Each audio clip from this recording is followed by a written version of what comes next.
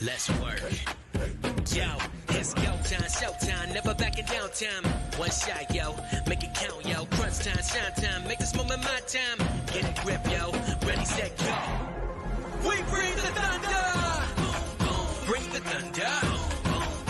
Let's work. Bring the thunder. Let's go. Bring the thunder. Let's work. Bring the thunder. Let's go.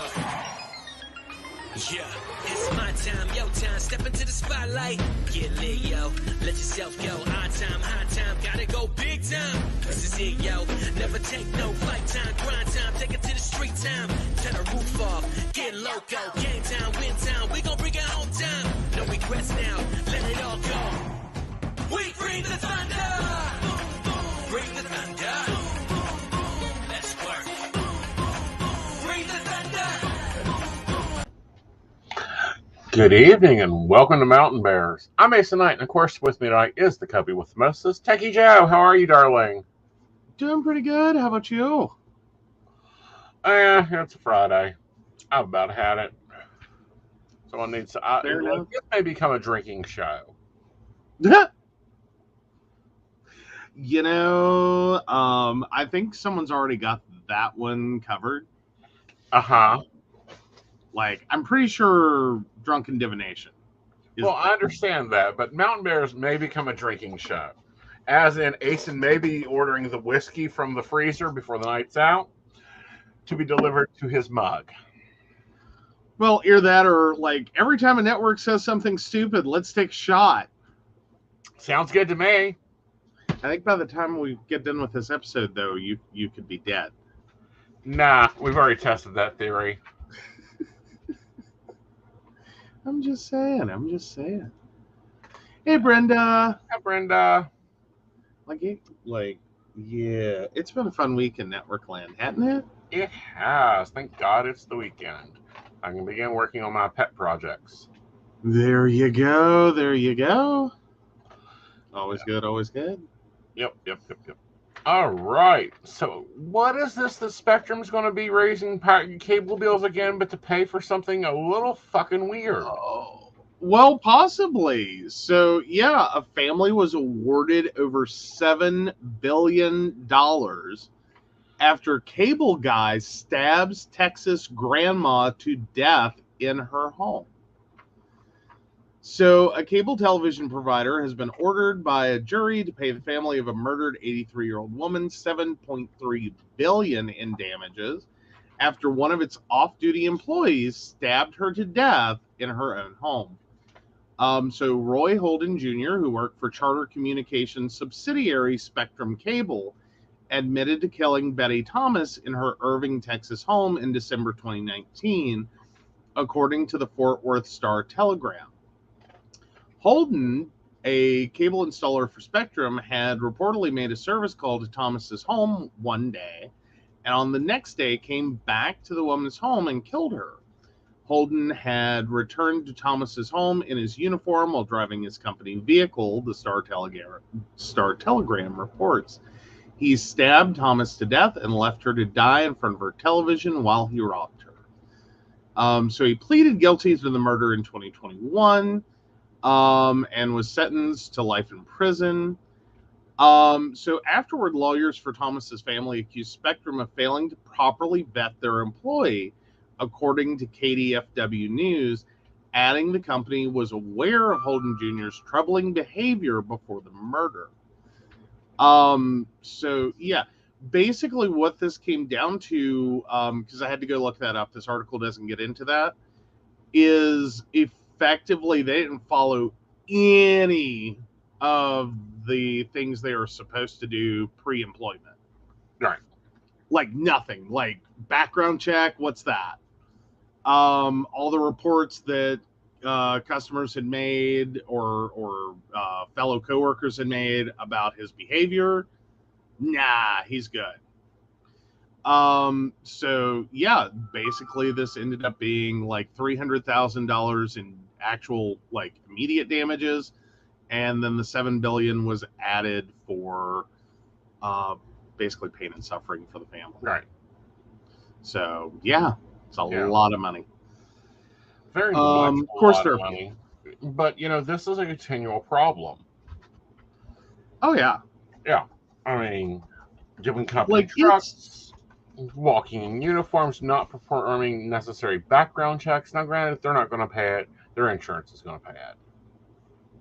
Well, one would hope though. $7 billion. I'm pretty sure their insurance is capped below that. Yeah, most likely.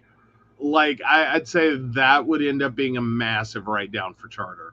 Right. In their finances. I'm not even sure, can Charter afford that? Like, I'm just trying to it makes me curious. Like, I know cable companies and all have a lot of money, they're big companies, especially someone like Charter. I'm just curious, like, can they even shoulder that? Let's see. Yeah, so they've taken a small hit in their after hours trading. Oh yeah, I'm sure they can afford that. Their revenue for 2020 was 48 billion. Right. With, let's see, 8 billion in operating income, 3.22 billion in net income, with 144 billion in total assets. Right. Yeah, I think they might be able to handle that. Especially with the yeah. Sorry, I thought I saw a different thing than what I saw. So yeah. But no, that's a lot. That's a lot going on. Yeah. That's a lot going on. And a lot is a lot more than a lot. But we see this with companies repeatedly ignoring their customers, not doing research on their data, having data breaches, and now it's up to murder. This is why it's important that if you do not have an appointment, you do not let them in your home. Oh yeah. Well, but see, I can understand this for like our older generations that are very authority responsive. Right. You have the truck. Mm-hmm. Like we generally tell people, like, are they in the appropriate uniform? Do they have the credentials? Do you see the truck? Mm-hmm. That's usually like fairly safe, especially if he was there the day before. Mm-hmm. Like, I'm pretty sure I think even most consumers, Right. like, if the guy was just there the day before and he comes back early enough in the day, right, like, you could get in our front door. I would think, like, I would be non-suspicious. Right. If it's like, I'm so sorry, I forgot a tool. Mm-hmm. Oh, sure, come on in. Mm-hmm. Do you know where you left it? I would little bunny foo-foo straight down that trail. Right. But at the same time, I mean, I understand your point. You definitely should make sure that they have an appointment, that you've scheduled an appointment. Right. But I mean, I think we've all. Well, I haven't seen The Cable Guy yet, the movie. It's supposed to be about this crazy. Right. But I mean, this kind of like insanity. Yeah. But no, this is just ridiculous to think of that, like, just that a company failed so hard. Yeah. At every opportunity to figure out this employee probably ought not be an employee going into people's houses. Well, not only that, but this is just one of those situations where they didn't care. They did not care. They probably could hire him for less. Did not get, it's like we've seen out of now in one day, the pharma company suddenly now becoming Optimus. And Optimum. unfortunately will not be Optimus Prime. Yeah. Well, and that's the other thing too, is so many of these companies. Yeah. Like, well, because Suddenlink was bought out by Altus, and then it became Suddenlink, an Altus company. Right. And then now it's, Optimum. Mm-hmm. Can we just agree on a name and move on? Yeah. Like, because all of this comes back to they just got trashed in West Virginia for being shit. Right. Suddenlink did. Yeah. Not that, Charter and Comcast and, a few other companies haven't been trashed for being crappy as well. Frontier. Frontier, there was better service on the Frontier. Yeah, pretty much. Like, yeah. Like, I would take a original version of the Federal Postal Service over the Frontier. Right. Like, the speed's way faster. Yeah, no, he was an actual employee of Spectrum, not a subcontractor that gets paid shit. He was an actual employee. Which, probably a little scarier. Well, but now that's a valid question. Mm-hmm. Like, was this a subcontractor? No, he was an employee. That's why the family was able to go after him. Yeah, that's kind of surprising. Mm-hmm. They would fail that bad. Right. On one of their own in-house employees. Mm-hmm. Because that's a valid point, Shannon, that, believe me, I've seen some of their subcontractors. Actually, I will say, though, most of the subcontractors I've gotten with Suddenlink, I will say were at least honest enough to tell me what the problem was and why they couldn't fix it. Right. Like, I will give them that. Like, I've had them tell me everything, though, I mean, your mileage may vary. I've gotten everything from, they pay us a flat rate for this, and this is going to be a 3-hour job. Right. Like, you have to call back in. Mm-hmm. Like, this came in as one type of service call. It has to come in as another type of service call, and it really should be routed through their in-house employees. Right. But, this is the heartless we see coming out of these companies, and they should be held to a standard. Our heart goes out to Mrs. Thomas's family. In wake of this seamless and tragic crime, the cable company reportedly said on Tuesday, the responsibility of this horrible act rests solely on Mr. Murderer, who was not on duty, and we are grateful he is in prison for life. While we respect the jury and the judicial system, we strongly disagree with the verdict. So they're planning to do an appeal. Well, yeah. I think if your company has $7 billion over a single, and now I'm not justifying, but I'm just saying, like, a corporate approach to this. One incident with a $7 billion award. Mm-hmm. Like, that's hard to stomach. Right.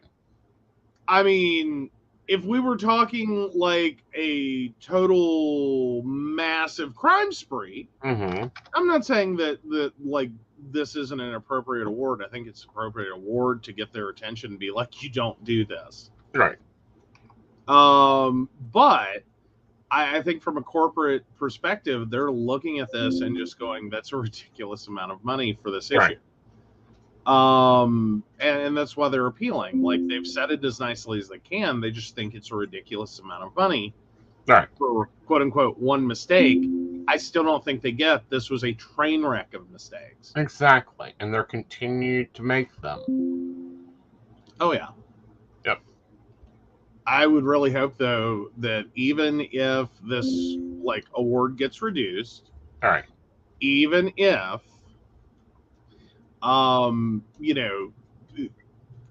if the company learns nothing else, just to go through all their current employees and take those claims seriously. Right. and start background checking all of them very carefully. Right. I would hope would be where this ends up. Right. And it may end up there on appeal. Like if, they can fight the appeal, it may work out in a compromise of we'll drop like $6 billion or more dollars. But you've got to agree to do the following with monitoring, and like this happens again, you screwed. Like we'll own you. Yep. So that would be my hope. So yeah, it's a really crappy story. I feel really bad for the family. Like I just can't. Right. Can't really imagine that. It's ridiculous. It is terrible. All right. Speaking on more controlling BS and bullshit. Yes. Yeah. Well, not bullshit. It actually sounds like a good thing. Yeah. It could almost be our good news. Could almost be. Could almost. Brooksville, Indiana, police accused of arresting a man they did not want running for office. Oh, sorry. I didn't think that would be your next story. I thought you'd go somewhere else. Okay, got it now. So yeah, the Brookville Police Department is under scrutiny after allegations surfaced about officers targeting a man and arresting him for rape because they did not want him in an elected position. Franklin County Prosecutor Chris Herkamp announced Tuesday he had dismissed the charges, adding he's disturbed at the arrest. Herkamp has requested that Indiana State Police investigate. Court documents state the man wanted to run for Brookville Town Board, but was known to police for being anti-law enforcement. The man is not named in this report because he is not facing any charges. Keep in mind, said Judson McMillan, the man's attorney, that the board is the boss of the law enforcement. McMillan says the officers claimed they smelled marijuana on the man and his friend, and they then got a search warrant, went into the house, and arrested both individuals for possession of marijuana and some other things, McMillan said. And then they also arrested the individual who was running for the town board for the old rape charge. So there's a lot of problems with it. Herkamp said he was never going to charge the man with rape. They were going to arrest an individual who was running for the town board on these 9-month-old allegations that they already knew were not going to be filed as a criminal charge. So, yeah, meanwhile, court documents state Elise Whittemore came forward saying the officers encouraged her to run against the man. Quote, "It just makes me uncomfortable knowing that you're trying to ruin someone's life basically over your small town politics," she said. Whittemore recalls being approached about running for town board. He says, yeah, he's trying to take this spot on the board and we don't want him on the town board. I was like, why is that? He said, well, he hates cops. But Whittemore never wanted to be involved with the board. Small town politics is too much for me, she said, so I just stay out of it. And Whittemore's testimony helped clear the man. Got him. Now, she may not want to be on the board, but I think she needs to be somewhere in this government. It's one of those things that the people that say they don't want to do it are sometimes the best people to do it. Like they get the concept from the beginning. This is bullshit. Treat it like bullshit. Handle it like bullshit. Work it like bullshit. It'll be great. It'll be great. Yeah. Like, don't let it become your all and everything. Right. Well, unfortunately, Miss Britney Spears' lawyer was back in court this week. Some of us got live streamed directly from outside the courthouse. For those that don't remember, Britney Spears was in a conservatorship for 13 years. She is now released from the conservatorship. However, she is having to fight for the 12th accounting to be corrected to not to pay for more of jaded Jamie Spears' expenses, like $500 $1,000 for media matters so his lawyers can go and defend his mistreatment of his daughter. Oh, yeah. Well, apparently their most recent courtroom battle was to obtain Britney's home address after wedding stalking incident? Mm-hmm. What the hell? Okay, so this is what happened. Britney decided, I'm moving. Fair. Okay. So I'm just going to have my wedding here at home. Fair. And her ex-husband that she was married to for less than 3 hours. Wait, the one she had the wedding at the house with? No. No, Correct. okay, the previous ex-husband for 3 hours. Okay. Crashes Sorry, her it gets wedding and live streams from it. Oh, no. He Oh, is now in no. custody. Oh, no. So, of course, you know for exactly. Oh, wow.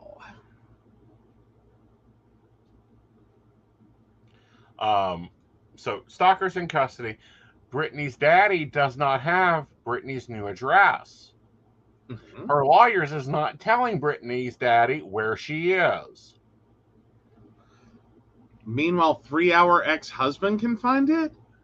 3-hour ex-husband found the old address that TMZ had and every other news media had because Britney's father released it.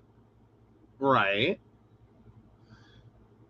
Oh, but I'm confused. So was the wedding at the new house or the old place? The old place. She Oh, moved the next day. Nice. Love that. Yeah. Brilliant. Brilliant. Okay, I got it now. I'm got it. Oh, husband of 55 hours. Yeah. Oh, good grief. Well, you've had you've had relationships last that long. No.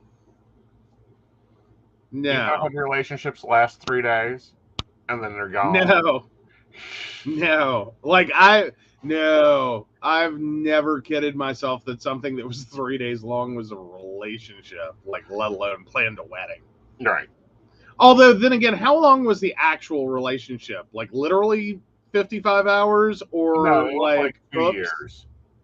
Okay, well, okay, see, that's a little more fair. Right. I'll grant someone, you got married and then quickly realized this was a bad idea. Mm-hmm. That's fair. Right. That's fair. Oh, but yeah. Yeah. So, yeah. Yeah. But in general, yeeted Spears, which, that's been determined by Emily Baker, and that is what we will call the yeeted idiot, on Wednesday lost big in court. Britney will not be facing questioning by her father's team. Britney's legal team also sought to obtain Britney Spears', he wanted the home address, didn't get that. And Britney's team said the ask was irrelevant, inappropriate in light of the stalker incident. They also wanted to, Yeated has refused to sit down for deposition. He is required by the court to sit down by deposition by the 5th.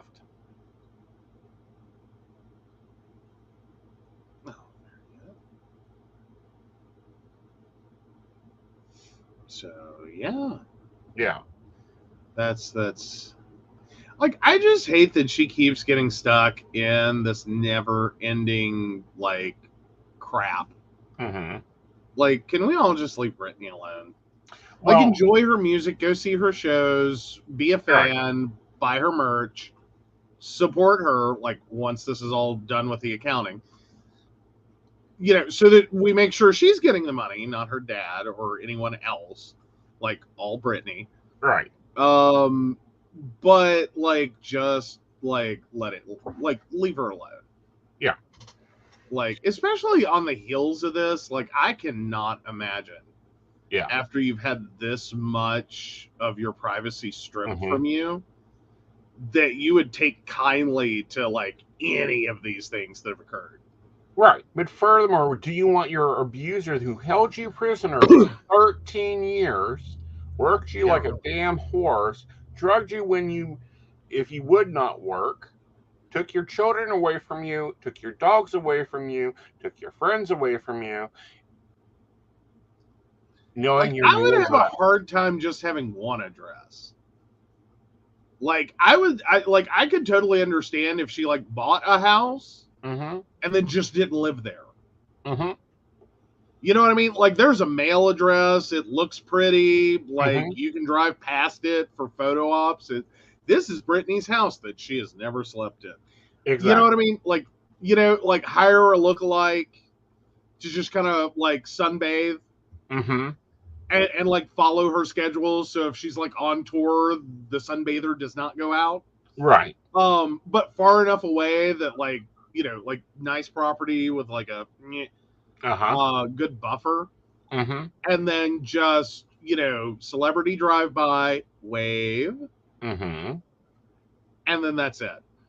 Yeah. And then she's like in hotel rooms and all over the place. Like, well, with her money, she should have multiple homes where she wants to live. Now that she can travel the world, live in the world, I'm surprised she doesn't go to Hawaii and buy a place. I am surprised that she doesn't have a place in France where her boyfriend works most of the time. That would make sense to me. Okay, the France one makes a lot of sense, but even at that, like, I just couldn't see immediately wanting to be tied to any home. Right. Like, after 13 years, mm-hmm. like, I'm sorry, I would be like, we're Airbnb to hell and back. Exactly. But, you know what I mean? Yeah, but I think it's bullshit that Jamie Spears was trying to force the court to force her to turn over her address. Oh, yeah. Okay?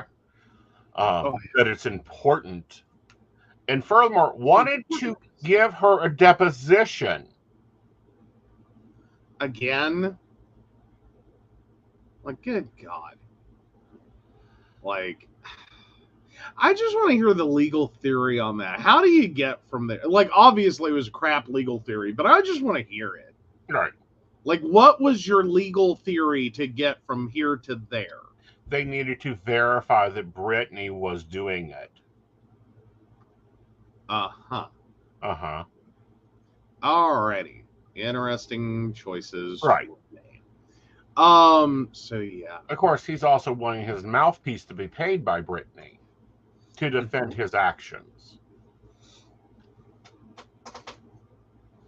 Oh, of course. Of course. Of buying a tour bus, of taking that tour bus and turning it into a cooking, what is it?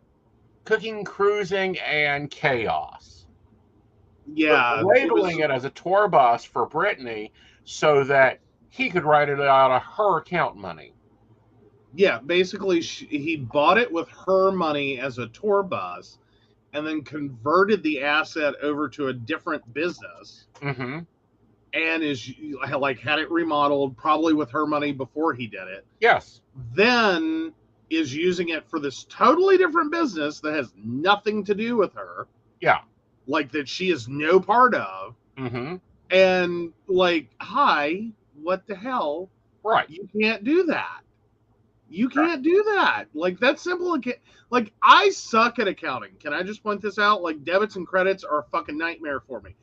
But the principles, you can't do that.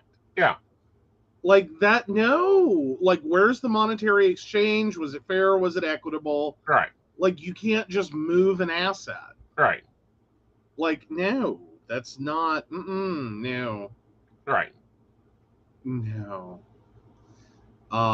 So yeah, I just hope one day, like, the only news we hear about Brittany is like really like, she has a tour and it was awesome, and record sales through the roof. Brittany's groove is back. Well, or hell, just like Brittany is a great housewife and really enjoys time with like her dogs. No, I think she's going to be putting out music. She's going to be using her own voice, which is better. Like, it's got a smoke to it that you have never heard out of Britney Spears. Well, yeah, because they've been auto-tuning her for pops and like, yeah, Yeah.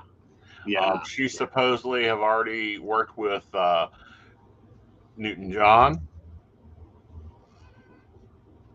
I think that's who it is. Elton John. Yeah. Like Yeah, it took me a moment. you just slammed together Elton John and Olivia Newton-John. Yeah. Well, sorry. Like, So, that'll be interesting. I can't wait to see what she does with her own career, her new team, her new people, and hopefully her new security is much better than the ones that were stalking her. seriously. Like, Like damn. that, Security is one thing. Multi-security is another. But when your security is there to secure you, there's a problem. well, more so when they're just there to babysit you and report back on your behavior and choices and blah blah blah blah blah. Right. Like, that's not security. Yeah. That's babysitting. Right. Like, that's babysitting. That's not what you hired security for. I thought part of like hiring like bodyguards and security Mm-hmm. was more so like for them to quickly forget Mm-hmm. where you were Right. and what you were doing. It's all about making sure you were safe while you're there and you're doing it. Right. Not to Like, go report back to daddy that you had a cheeseburger. yeah, Not to record your phone conversation with your child or your lawyer and turn it over to your father. yeah. Hey, MG, how are you, honey? AMG. And then we've got Shelly, who looks like, well, Shelly, I am not psychic. He is. Yep. Sorry, he is. Right. So if you do have a question, feel free to drop it in, unless you're needing she says needing a general reading. Okay. Well, we'll grab that in a minute. Awesome. All right. So, yeah. Where are we going to next? Oh, I think we need to go to warnings from Hershey. Warnings from Hershey. What? Yeah. Oh, I just saw it come in. Okay. So Hershey warns of possible Halloween candy shortage? Yes. Oh my God, will this panini ever end? What the hell now? Trick-or-treating is still months away, but the Hershey Company said in a call with analysts on Thursday that it's already expecting candy shortages come Halloween. Why? Hershey says pandemic-induced supply chain disruptions and the war in Ukraine have crunched supplies of cocoa, edible oil, and other ingredients. Mm-hmm. Hershey says those issues in trying to meet demand during non-holiday periods will lead to a likely shortage for the spooky season and potentially through December. So, yeah, seasonal consumer engagement is expected to remain high, and we expect high single-digit sales growth for both our Halloween and holiday seasons. Despite this strong growth, we will not be able to fully meet consumer demand due to capacity constraints, said Michelle Buck, the president and CEO of the Hershey Company. Oh. So, yeah, they made a decision to devote the production lines to keeping shelves stocked in non-holiday periods. Mm-hmm. Ouch. Yeah. Well, I mean, for Halloween, I guess you're okay. Mm-hmm. But Christmas could suck. Yeah. Christmas You know what I mean? A lot.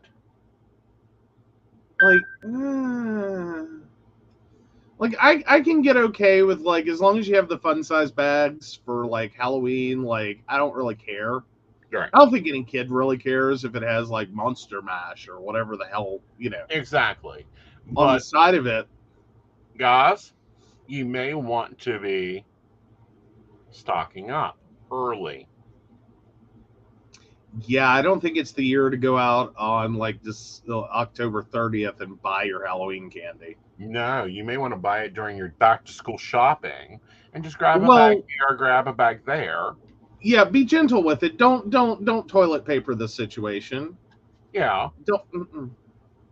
Yeah. Like there's not going to be like the Beanie Baby equivalent of like toilet paper shortage here. Where like your toilet paper became almost worth fortune for a hot minute. Mm-hmm. And then now you just spent like 3 months income on toilet paper. Right. Like, yay, you don't have to do that for 20 years if it holds out. Yeah. So this is my highest recommendations. Grab a bag each time you go on your grocery trip of what you need. If you have been an experienced holiday baker, you know how many bags of chocolate chips you're going to need. They are freezer safe. Absolutely. And it may be a good year to look for like individually wrapped toys. Mm-hmm. Like little toys. Yeah. Like nothing like we're like keep this cheap, like 25 cents or less. Right. Like, but do some different things. Stickers. Like these are little kids. Appeal to little kids. Mm-hmm. Like stickers are always awesome. Mm-hmm. Like washable tattoos, always awesome. They're a crowd pleaser. Right. There's a lot of things you can do that aren't candy. Mm-hmm. So keep those in mind. Right. You can also consider buying the little bags and doing individual baggies of candy. Right. Like do like some candy and stickers and like it's a fun little grab bag. And then that way, Oriental Trading Catalog, holy shit. Exactly. That is probably the furthermore, place to get. with the amount of children now having nut allergies and textile problems and all that, this might be a great decision for everybody. Now, I'm going to warn those early people that need special things. As soon as Halloween comes out, if you need to have a blue pumpkin, go buy you a blue pumpkin. Okay? Yes. For your child. That way it's all clear that they are nonverbal. Go and take it. If you have to have specialty things, get them early. Yeah. Okay? Yeah. But, Mm-hmm. Well, I hate that for Hershey, and I hate that for kids. But at the same time, it's a great opportunity to switch up Halloween a little bit. Yep. No matter what you do, do not, unless you just want to be ironic and egged at the same time, hand out those damn Christian laugh tracks. I mean, Bible tracks. The horrors and the horrors of Halloween. Like, that will get you egged. Mm-hmm. You will find out quickly how destructive baloney is to paint. Especially if it's been baked on. Yes, Shirley, if you have a child that is nonverbal or on the autism spectrum, it's supposed to be a universal sign that they have a blue pumpkin so that it's known they're nonverbal. And a lot of people will use that so that it's easy, it's not a repetitive exchange, and it's like, oh, here's your candy. It's not of this, that Right. type of embarrassment and repeat. He's autistic, he can't say trick or treat. Yeah. Well, it can be a really ugly situation. Yes. So, and like, watch out for your blue pumpkin kids. Right. Okay? Like, that can be a really... Like, kids get hopped up on sugar, and kids are assholes. Let's all agree. Kids are assholes. Not because they're born assholes or exactly, just every kid goes through an asshole phase, and then they get out of it, and then they end up with, like, lots of regrets down the road for shit they did. Mm-hmm. Typically, most of those are post 12 years old, but some of them, it happens pre-12, while they're still trick-or-treating age, and they can say lots of, like, really stupid, hateful, ugly things. Right. So, yeah. Yep. Oh. All right. And Brenda's still in her face. Nah, not really. Young at heart, Brenda. Young at heart. Well, hopefully we spent a good $5 investment with the Mega Millions drawing. I know, right? Like, has it changed? Because, It's like, we bought a ticket. 1.28. Okay, because, like, I drove past we originally heard 1 billion. I drove past the sign this morning. It was 1.1 billion. I think when we bought the ticket, it was still printing 1.1. Right. Yeah, and then I had to go back through a gas station earlier, and the sign was up to 1.28. Right. Is that drawing tonight? That drawing is tonight in about 45 minutes. The tickets have already sold if it's going to win. The lump payout is $747.2 million at this point. How much again? 747 million. Yes. Lump sum payout. That's your lump sum. Yeah, minus taxes is 500 million. Oh no. If the lump sum's 700, you straight divide in half, so it's like 350 million is all you actually would see. I'll still have my 100 million to do what the hell I want. Well, dude, I am not turning you loose on the world with $100 million. Like, no. Oh, please. I wouldn't do that much damage. That much damage? What? No, you would do plenty of damage. Thank you very much. No.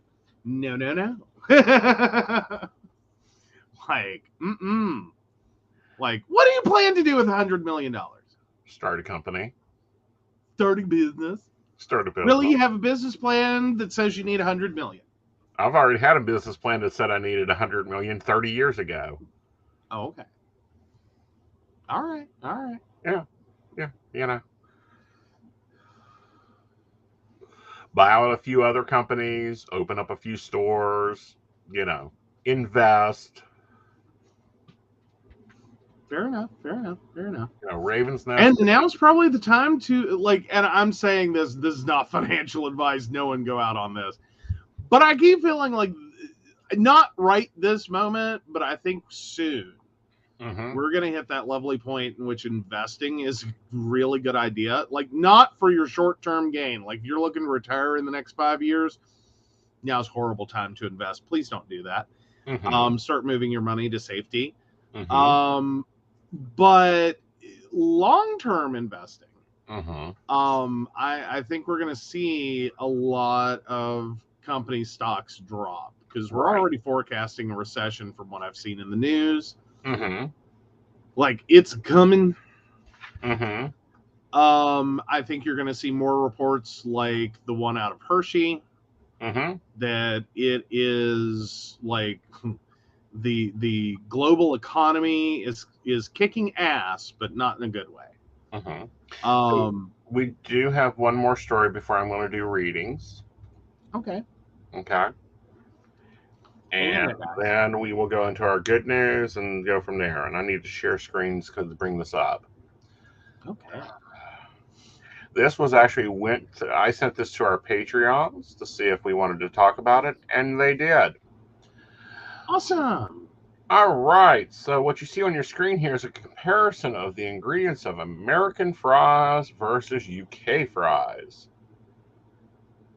Ew.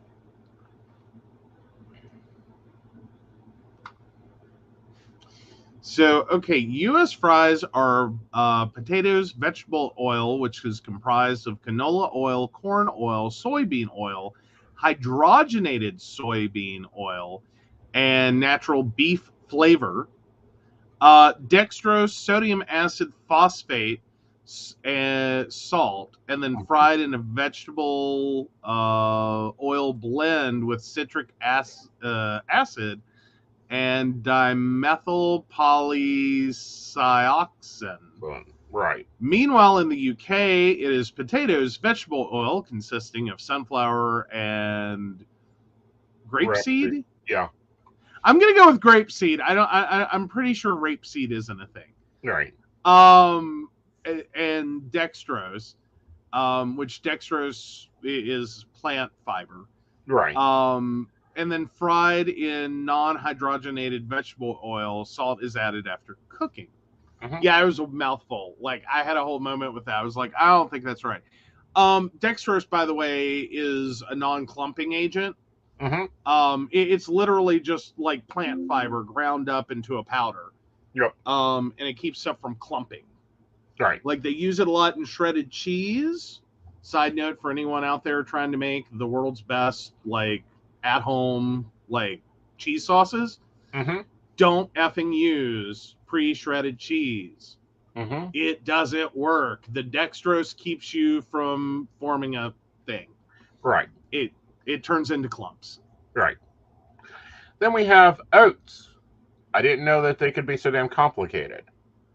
Yeah, really. So the U.S. version of Quaker Oats is whole grain rolled oat sugar creaming agent, which consists of maltodextrin, sunflower, and palm oils, whey, sodium cessanate, flavored and colored fruit pieces, dehydrated apples treated with sodium sulfite, Mm-hmm. and artificial strawberry flavor, citric acid, red 40, salt, guar gum, artificial flavors, citric acid, niacinamide,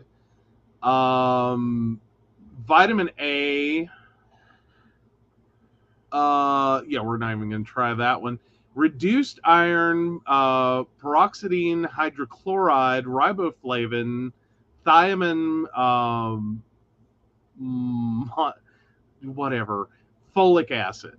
Mm-hmm. Versus the UK version, which is Quaker whole grain rolled oats, sugar, freeze-dried fruit, raspberry pieces, freeze-dried strawberry pieces, and natural flavoring. Yeah, and this What is the the strawberry hell? and cream. Quaker strawberry and cream doesn't have strawberries in it. In the I'm American, wrong. Brenda points out there is a rapeseed. Yeah. I'm sorry. I just thought it was a misprint, and I was like, rapeseed? That's a thing? Mm-hmm. Okay, rapeseed. That's a thing. God damn. This was the most interesting one for me. Mountain Dew. God. In Maybe America, this one's going to be. carbonated water, high fructose corn syrup, concentrated orange juice, citric acid, natural flavoring, sodium benzoate, caffeine, sodium chloride, Or citrate. another acid. Ascorbic acid. Mm-hmm. All right. Gum arabic, calcium disodium, EDTA, and brominated vegetable oil, yellow number 5. Mm-hmm. Wow. Oh, I'll let you take the other one, though, because that one's easier. Those are real things. Carbonated water, sugar, citric acid, Eris acid, caffeine flavoring, potassium sorbate, gum arabic, color, beta chloride. Beta carotene. Yeah, beta carotene. Carrot. Yeah. Oh God, this is going to be bad. So let me take the U.S. version because, yeah. Tomato concentrate, distilled vinegar, high fructose corn syrup, salt, spice, onion powder, and natural flavoring. UK version, tomato, spirit of vinegar, sugar, salt, spice, and herb extract spice. Oh, sweet Mary, Doritos. Corn vegetable oil, which consists of corn, canola, and or sunflower oil, maltodextrin, salt, tomato powder, cornstarch, lactose, whey, skim milk, corn syrup. Corn syrup solids, onion powder, sugar, garlic powder, monosodium glutamate, cheddar cheese, which consists of milk, cheese, culture, salt, and enzymes, dextrose, malic acid, buttermilk, natural and artificial flavors, sodium acetate, artificial color red 40, blue 1, and yellow 5, sodium caseinate, spice, citric acid, disodium inosinate, I think, if I'm reading that right, and disodium guanylate. Right.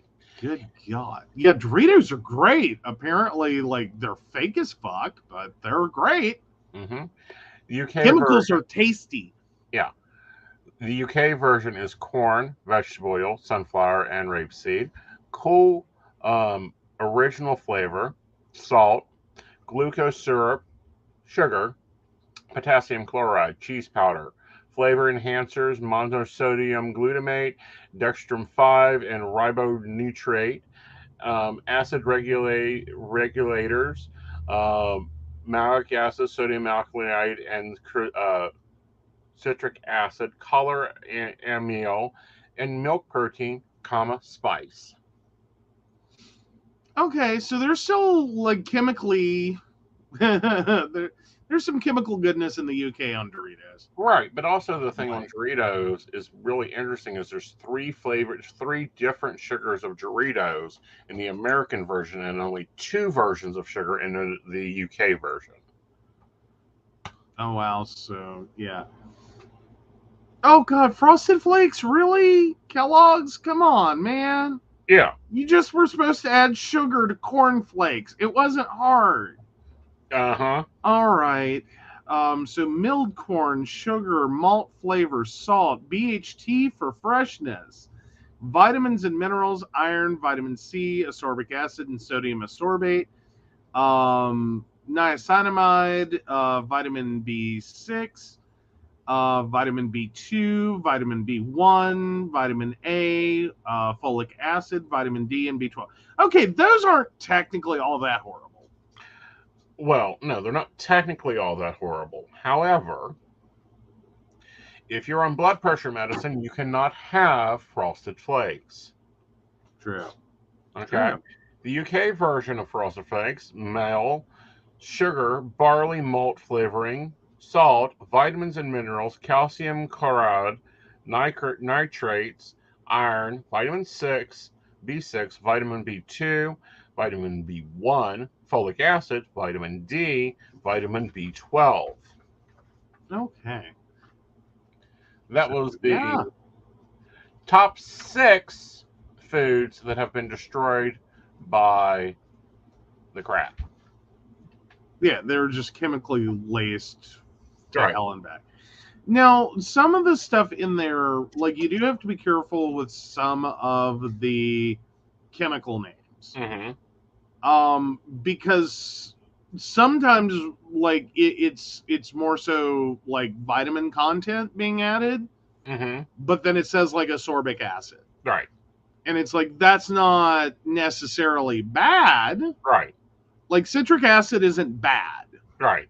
You know, like what is it? Like there was a whole thing. There was a kid who did a science fair project, where they created a petition, and listed all the harmful effects, right, of dihydrogen monooxygen. And like tons of people signed this. Right. Dihydrogen monoxide. Dihydrogen monoxide. Because it's horrible. It'll kill you. It really will. Dihydrogen. 2 hydrogens. Monoxide. Oxygen. Air. H2O. Oh. More commonly known as water. Water. People signed a petition to make water illegal because of all its harmful effects. Yeah. Which are true. Well, like this was a really cool science fair project. I wish I'd grabbed that story when I saw it. And I'm just like it, but it's one of those moments like we don't speak science. So when we say very scientific terms for things like dihydrogen monoxide, and then we don't clarify common names, but we just list harmful effects. Bad. Right. But the other part of this is to understand the biggest difference in all those products was the amount of sugar and high fructose corn syrup, and furthermore, the overprocessization of the foods to the American versus the UK buyer. Well, yeah, and it looked like a lot of the UK foods weren't as shelf stable for as long. No. Like, as in, companies weren't getting away with dumping crap tons of chemical. Right. to make those Doritos, for instance, Mm-hmm. last for like from now on. Like they're borderlining Twinkie, I'm sure, like how long you can keep Doritos for.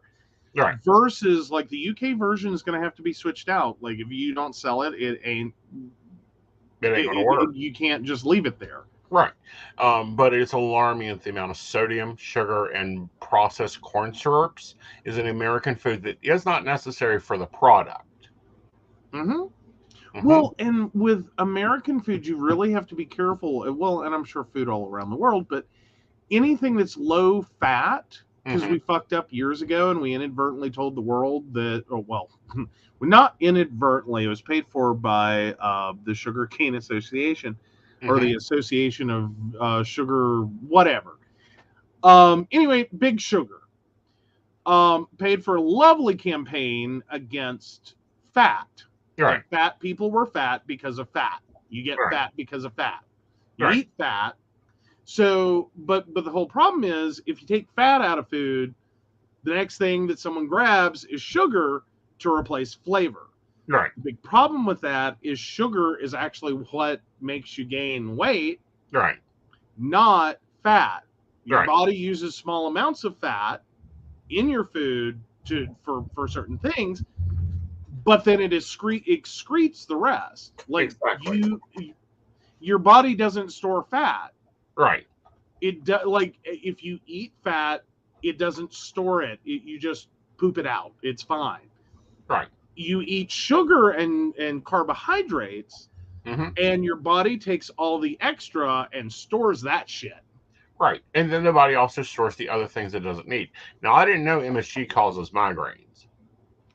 It can for some people, and usually they're very severe. They're really severe MSG migraines. Yeah. But there's a whole list of foods of our lovely chemicals. Monosodium glutamate is one that causes migraines. Aspartame, a fair number actually of the artificial sweeteners. Right. You have to watch out for sorbitol. Like it's also used as a baby laxative. Yeah. Like it's fine for humans, or can be for most humans, in small quantities as a sweetener, like a Tic Tac or two. But my dad went through this. He was a little bit of a Tic Tac addict. And like he couldn't figure out for a while why he was like having all these bathroom issues while going through like 2, 3, and 4 things of Tic Tacs a day. Right. Because he was diabetic and he was trying to get his sugar fix without getting sugar. Right. So he started eating all these Tic Tacs. Right. Like all the fruity ones especially. He loved those. And then all of a sudden he started having all these bathroom issues and he couldn't figure it out. And it's like, Dad? Right. Dad? Yeah. Sorbitol's a baby laxative. If you use enough of it, it'll also be an adult laxative. Yeah, sugar-free gummy bears are infamous for that. Oh, I'm sure they are. Right. But no, Shelly has a great comment here. I was told anything in a package anything in a package of a box is not good. Eat fresh vegetables and fresh meats. Well, for the meats we can afford. Which, by the way, we were watching. I guess it was CNN Futures, and unfortunately, Governor Abbott can't pay his water bill. Not surprising here. You know, he sucks at paying bills and building infrastructure and doing any other thing a normal governor, except ours, can do. And by ours, I mean Justice. He's, the second worst governor in the country.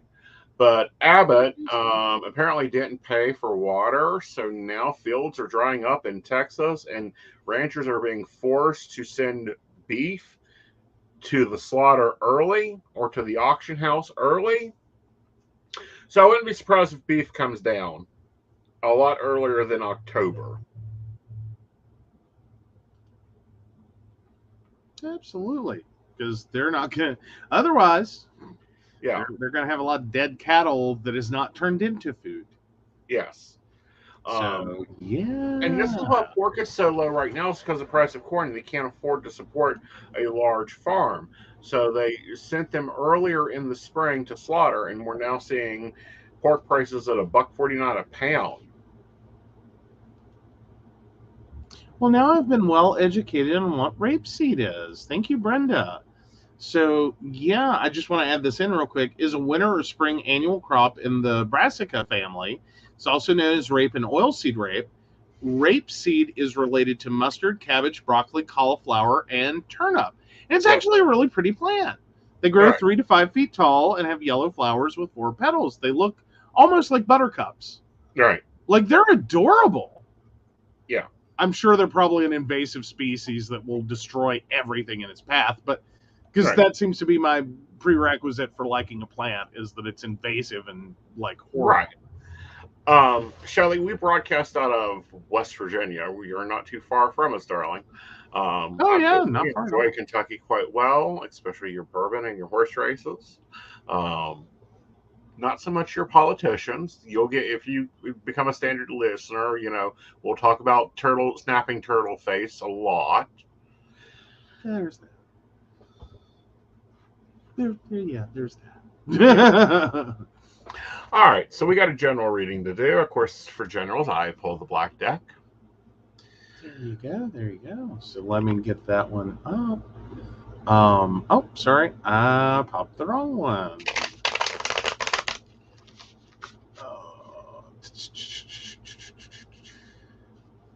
Oh, come on, where is it? Or maybe I didn't. No, I didn't. So Shelley, August 13th, 1973. She's new to us, and she is looking for a general reading. All right. Now, I use what's called the ladies' spin because I like it. It's quick. It's easy. It's a little bit more of a pull probably than you see most live streamers do, but I like having the conditional concrete on it. All right. First up, you've got a bourbon connection, honey. Ooh, nice. Especially a white oak bourbon. All right. So first up, we have the 10 of Cups. You in the past have really accomplished things. You've gotten a wish, followed by the 4 of Wands, telling you to build your foundation strong. Currently, I feel like that, you're looking at where you want things to go and how you want them to build. They're only going to be increasing financially for you. I'd say that's over the next 6 to 8 weeks. Moving ahead, I do find a new financial opportunity presenting itself, which will cause you to make a choice of what you want to do. With that, the advice is to ask yourself, what do you really have a passion for?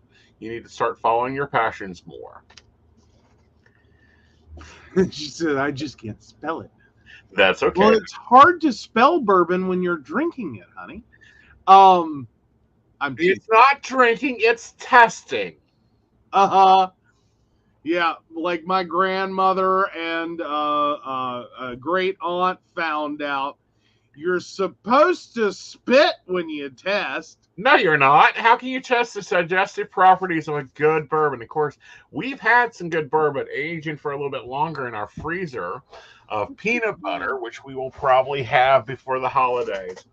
Oh, God, I'd forgotten about that. God, how old is that? I don't know. Go back and see when I was on Drunken Divination, honey, because I bought it then. Okay. It's not that old then. Okay, sorry. I thought it was like our New Year's alcohol we had to throw out because we bought it not at the beginning of this year, but at New Year's of 2020. Yeah.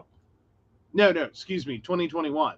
So we bought it in 2020 for 2021 New Year's, and it was still there. Yeah. And had expired. I felt so bad. Like, I think it broke our family motto or something. I don't know. It broke your family motto. My family motto is, you got to remember, I have a bottle of 20-year-old Irish rose underneath the cabinet just in case I needed to treat cholera. There you go. Oh, she got to go to the Lebanon distillery. That is very cool. That's awesome. Brenda Bryant's grandmother, 102, and had a daily glass of medicinal purposes alcohol. Gotta love it. Oh, will you meet someone? Ooh. Well, I'm assuming for a relationship because you meet someone all the time. Yeah, but that's not for another 3 months. Okay, it sounds like the finances are the bigger thing. Yeah, like your general was focused all on your money. I Okay. guess the big takeaway on that one is like, don't know where money's been or if it's been good for a while and then it got a little, but yeah, it sounds like money, money, money. Yep. All right. So moving on to our good news this week, because Lord knows we need some. You know, yeah, kind of do. Oh, and this is local-ish. It's out of Morgan. Local-ish. Yeah. It's in Um, Morgantown. yeah. So take it away. No, you This is take it yours. away. I'll take it away. Okay. Lost cat makes 40-mile journey to owner's new home. So Haley Kutchner and her family moved to Morgantown from Bridgeport on May 21st. As the moving trucks were being loaded, the family's cat, Oliver, who originally came from the Humane Society of Harrison County, accidentally got outside and started playing with the family's dog in the front yard. Last time I saw Oliver, Sasha had chased him up into a tree. We were just kind of finalizing the U-Haul, getting it filled up, and then we closed it, Kutchner said. That was the last time I saw Oliver. That would be the last time the family saw Oliver for several weeks. However, the family didn't lose hope of finding him. We still had ownership of the house. We listed it vacant, so until it was under contract, we would continually go back and check up every week. My husband kept food out for the first week, would constantly go out and call for him. He was always pretty good about responding to being called, Kutchner said. After the house was sold in July, the family let the new owners know of the situation in case Oliver had shown up, and they agreed to help him. We were still kind of hopeful that maybe he would turn up. Well, Oliver did turn up on Sunday, but not in Bridgeport. My husband looks over the railing into our neighbor's yard, and there's little steps that kind of go up, and there's an orange cat sitting on it. He said, "Oh my God, that looks like Oliver," Kutchner said. I run in the house, run in the basement, and run out the back door down in the grass. He sees me coming, and he starts running to me. We're running to each other like a slow-motion movie scene, and he lets me scoop him right up. That means Oliver made the trek from Bridgeport to Morgantown, a span of nearly 40 miles. It was him. He was wearing the same flea collar I put on him, and I remember cutting it at an angle. And that same angle cut was on the flea collar, Kutchner recalled.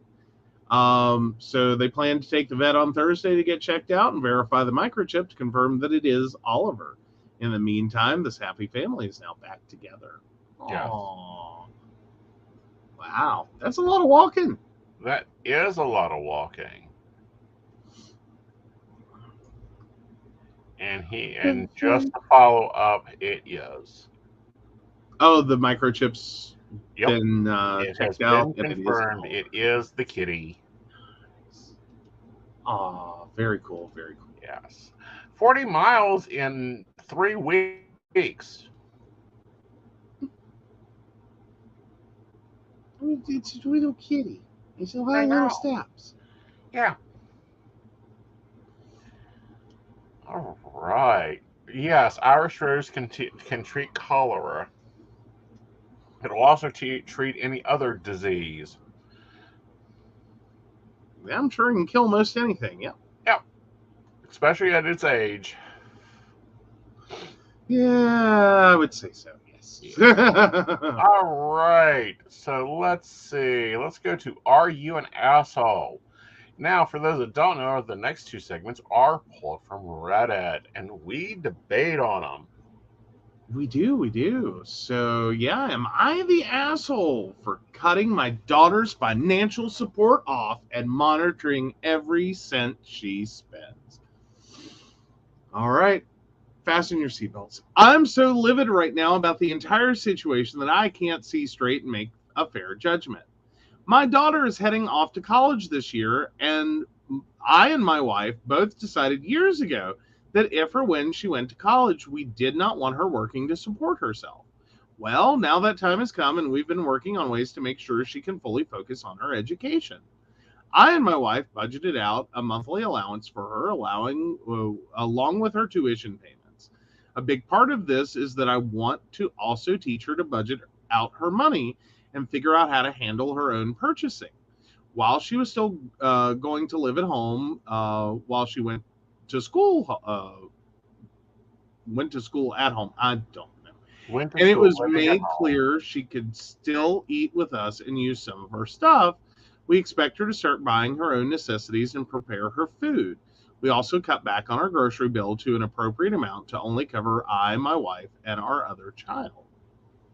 We decided this would take effect in June and made sure for months that she would be ready for it. We taught her how to balance a checkbook, income versus expenses, the basics of cooking, etc. To say the first month was a disaster is an understatement. Within only 11 days, she had blown through her entire monthly allowance. This was not an insignificant amount either. We gave her $1,000 and she blew through it in 11 days. She does not pay any rent, utilities, health insurance, etc. She had no clue how she blew through that much money, but I figured it out incredibly quickly. She spent $500 alone eating out, $300 at Walmart on who knows what, and the rest on gas somehow. Again, in a car she does not pay for at all. She then asked if it would be possible to increase the amount of money she was being given. I lost it. I held nothing back and told her there was no way in hell this was going to happen again. The experiment was over and there was no damn way I was going to give her a single cent of unsupervised money. We spent months teaching her, and I mean literally every weekend I was teaching her how to be a responsible adult. I told her that I was the most disappointed in her I've ever been at that moment, and she knows I feel I have failed as a parent. We are not rich, never have been. $500 out of every one of my paychecks is a very, very noticeable amount. I've been monitoring her like a hawk ever since. I give her no more than $20 cash, and if she ever wants to use her card, she needs to tell me the exact amount so I can transfer it over. This has not been easy and has caused strain on our relationship. I just tell her now she can get a job if she wants, because then at least it's her own money. Now, though, I'm getting backlash from extended family who have learned what's going on. My wife is in firm agreement, but now I'm second guessing myself. So we've got a few edits. Yeah.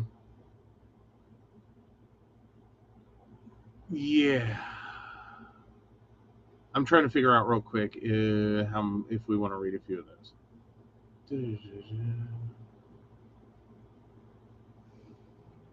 Okay. I think we'll stop there. Yeah, we'll stop there. Okay. My opinion, she's over the age of 16. She should have had a job.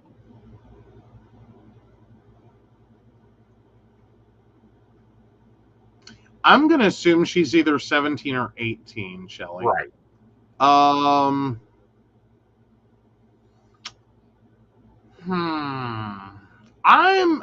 Yeah. I see. I don't know. I think everyone, like every new adult, even no matter how much education you have, you have to fuck it up a few times before you really like get it. Right. You know, like you have to struggle somewhere through there to get it. I think that's one of the biggest problems that most people have to some degree is if they've never had to struggle with money, if you've never been 11 days into the month and you fucked yourself. Right. You know, like you have a car, you have a place to live. Mm-hmm. You're not totally screwed, but like, no, you fucked yourself, dude. Like, you just blew it all. I think that's fairly normal for most teenagers. Right. Like, you do it once, twice, maybe 3 times, and then, like, it clicks. Like, this being broke thing sucks ass. Right. Don't do that again. Don't be irresponsible. You have to make this last. You have to learn to make the adult choice. Right. And I think some of that is like totally normal, what she Right. did. Like, this sounds like you can know all the things and still not do them. Right. Because it like, I'm sure the eating out was probably for 11 days, was probably breakfast, lunch, and dinner, or at least 2 of those. Right. And probably like, you know, some Starbucks and when you're spending like, because again, this is one of those adult things you find out. Mm-hmm. When you're spending like $5 here and $2 there and $3 here and $10 here, Mm-hmm. it's really easy until you get used to like running a mental math balance Mm-hmm. to think, it's not that much money. It's not that much money. It's not that much money. It's sort of like if you tell someone something is like, you know, $25 a month. Right. Well, that's pretty reasonable. That sounds okay. You know, that's no big deal. It's like, but you do realize that's $300 a year. Right. Like, Well, that's the thing you learn real quick as an adult is like, Mhm. what's the period again? Like, let me think this out. Like, annually, what the hell is that? right. Like, you don't even want to know what a daily Starbucks habit will cost you per year. Daily Starbucks habit, not at my caffeine intake. Yeah. On average, I'm sure it's around $20 a day for people. But no, I will read. Go ahead and read the edits so people can get an even view of this. Okay. So, edit number 1, the amount of money I gave her is rightfully being looked at. It was way too much, and I think I realized that probably soon after she spent it all. My budgeting in my mind was $300 for groceries, $200 for other essential purchases, $200 for gas, and $300 for school-related purchases, supply money. I overshot, but I didn't care because I thought whatever she had left over could go into savings, and she could have a good chunk of savings just in case. All right. See, this whole cooking on her own, see, I'm never for that, like, you eat your food, I'll eat my food bullshit. So let's take that 300 out of there. School purchases, those will be known in advance and could be budgeted out. $200 for gas? No, she gets, if she takes 4 tanks of gas, $200 in a car. Right now, though, that's really easy. Yeah. Like, I can grant leeway for spending like $300 on gas. Right. Like, depending upon what you're doing, and that again is one of those moments you really have to fuck that up a couple of times. Right. But give her 4 gas cards a month. Prepaid gas cards, 4 of them, $50. That's almost a tank of gas a week. That's about what we budget. That was a monthly budget of 500 or of 1,000. Yeah. All right. So edit 2, what this has taught me is that I've taken this personally and allowed myself to become nihilistic towards my daughter. Her attitude set this all off, and I feel that is truly what I could not forgive about this. My parents never would have dreamed to do this with me. So when she spends $120 at a steakhouse paying for her friends, when we have not gone out to a steakhouse like that pretty much ever as a family, I felt disrespected that she dared ask for more money. I was naive to give her $1,000 like this, or to really expect that this adulting experiment would have worked out. Gonna step back and rethink what my priorities should actually be and what I need to take away from all this. Right. I don't know that it was like, I'm not calling this a failure. Mm-hmm. Like, I think this was $1,000 well spent. And as crazy as that sounds, walk with me here. It wasn't on a credit card. No. So hopefully you've avoided this first mistake, because that's usually college students' first mistake. Mm-hmm. Is you go on campus, and I swear to God, that opening freshman weekend, there are booths lining, and they're giving out all kinds of shit. T-shirts and water bottles and you name it, whatever. Enter a drawing to win money, whatever. fill out the form, effectively requesting a credit card. They know you're flat ass broke and don't have a job. Right. They know that. They know that you have parents, or they assume you do. Statistically, it's a safe bet. Like they don't lose on this. And then they give you a credit card, $1,000, $2,000, $3,000. It's nominal amount. Right. And usually, like you immediately take that and go do stupid. Right. Usually within a weekend or two, you have maxed that credit card out. Right. Like you are over the limit. You are like totally clueless what you're doing. And then you start building interest because every college student does the same damn thing. They freak because, of course, they don't have the money to make the payment or to pay it off. Right. So they end up freaking Mm-hmm. and then hiding it and lying about it. So you end up with compounding charges. And so Right. say she had gone to college, gotten that $1,000 credit card, used that to be her stupid. This wouldn't be $1,000 fail. Right. This could end up being like a $3,000 or $4,000 fail by the time you found out. Right. And then it's, you know, her credit's trashed. Mm-hmm. She owes thousands of dollars with penalties, interest, late fees, overage charges. You name it, they tack them on, and she's Right. a college student, so of course it's like 33.33% APR, Right. because that's the best you get at 18. Right. And you fall into the daddy trap that Right. the credit card company already pre-planned for you. This is a large way of how they make their money. Right. Thousands upon thousands of college students every single year Right. do the same damn thing. And so in addition to that $18,000, $20,000, $100,000 you're paying for them to go to school, you now have to contend with credit cards. Right. And it may not just be one. It could be 2, 3, 10, 15. Right. Because all those things that a good, responsible parent did, Right. that's at least middle class, to try to help make sure this kid got a great start in life, Right. means they could potentially have an excellent credit score Right. at a time when they're too stupid to use it. Mm-hmm. So, yeah, I don't call this a fail. I call this $1,000 to learn what your daughter's problem is, Mm-hmm. and then fix it before she goes to college. And Right. she can at least have, like, the prayer for judgment, Right.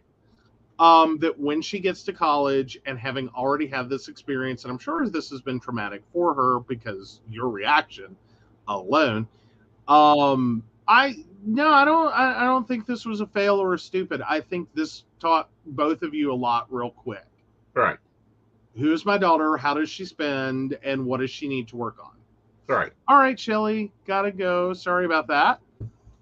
Glad you joined us. Yep. Exactly. I Yeah. like Shelly's thing of $200 for spending and $200 for gas, and that's it. Yeah. Well, and again, I'm just happy she didn't have credit cards for this. Yeah. Yeah. Like, because a lot of parents make that mistake. They'll call their credit card company and just have another card. Mm-hmm. Like, here, honey, go take here, put this in your wallet. Right. And then, like, that first month, that Right. one's even worse. That's the one where you open the statement at the end of the month. And because you're an adult, a financially responsible adult with a nice Right. credit score, you now have a credit card bill Right. for like $20,000. Right. And your brain explodes Right. because no, mommy and daddy did not give you the gift of infinite spending. Right. Now, but every teenager does that. Just about every teenager Just does about. that. Yeah. Like, I've only met a few teenagers that have had the mommy daddy credit card sub account Mm-hmm. or like the sub card Mm-hmm. that were actually decent with it. Yeah. Like, they got it from the get-go and they're like, yeah, I get it. And like, I'll use some discretion. You're not going to bitch me out if I do like some decent things Mm-hmm. that are like, use your best judgment. Right. Like, you trust my judgment. Right. Yeah. But no, at this point, it's like, fuck it. You know, I would not give her a penny. I would buy her prepaid gas cards and say, live with it. Let your friends that you spent $129 at a steakhouse with pay for your lunch. Or pack what mom had left over from dinner. Yeah. No, I think that's a Give good her a deadline that learning. the second semester of college she has to have a job and pay you $800 a month rent. Well, I don't know that their original plan for her to not have to contend with trying to work and be a student Right. is a bad choice. I Right. don't. I don't necessarily think that's a bad choice. I do think trying to get her there for being a responsible adult, I think it was very naive to go in and think this was just going to hit the ground and soar. Right. Like, no, you pushed her out of the nest. She fell. Right. Dust her off, scold her, and then go back over what the hell she did wrong and how that's never happening again. Right. Like, here's your second chance. Make it better than the first one. Mm-hmm. Or we got problems. Right. Because what are you going to do? Do this until she's 50? Till you drop dead? Right. Like, she's got to grow up. She's got to make these mistakes. Mm-hmm. They're expensive. Like, what part of being a parent did you think was going to, like, that's what I keep hitting on is, like, granted, it seems like oldest child. Mm-hmm. And, like, parents often with an oldest child get really optimistic in their thinking. By the time you're the fifth child, let me say, like, all optimism is gone. Yeah. You don't trust kids for shit. Right. Like, my dad's version of every time I asked to go somewhere was you're either going to get drunk, get someone pregnant, or I'm going to have to pay an insurance claim. No. Mm-hmm. All right. Well, one of those was definitely not happening, but I know. Insurance claims never happen. But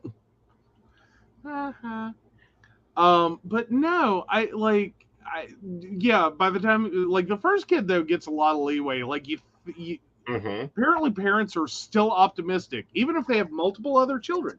Right. That first child, every first fuck up they have, you are horrified and your brain explodes. Right. Like, I'm sure the second child, they're going to be like, yeah, we're not doing that. Right. Like, no. Mm-hmm. Good luck. Right. But, yeah. So, third edit, finally. Just for clarity, because people are asking, I taught her how to balance a budget by having her participate as I balanced the family budget. Right. I gave her smaller scenarios and asked her to balance daily budgets for how she would spend her money day to day at school and made some emergency scenarios for her to work through. She can cook. She has made dinner on her own multiple times using both prepared ingredients like dried noodles and canned foods, and even made her own pasta from scratch. All right. So she's got the skills. Yeah. It's just she took her independence and, like, soared towards the sun with it. Right.